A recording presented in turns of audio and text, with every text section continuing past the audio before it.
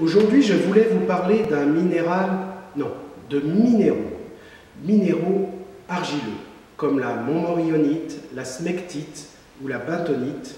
J'en tiens un échantillon dans les mains.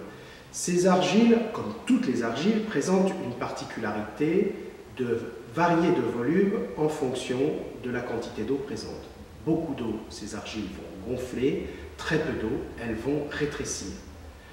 On peut aller jusqu'à des variations volumiques avec ces types d'argiles de l'ordre de 600%. C'est considérable.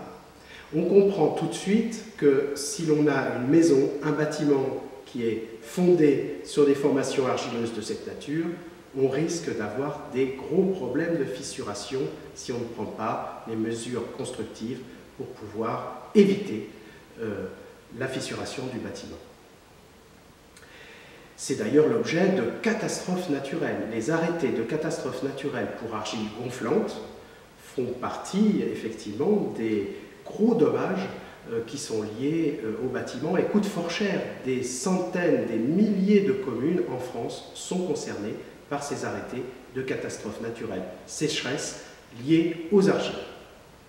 Alors on peut valoriser cette propriété de changement d'état et de volume en fonction de l'eau, notamment la bentonite, elle est utilisée dans les boues de forage.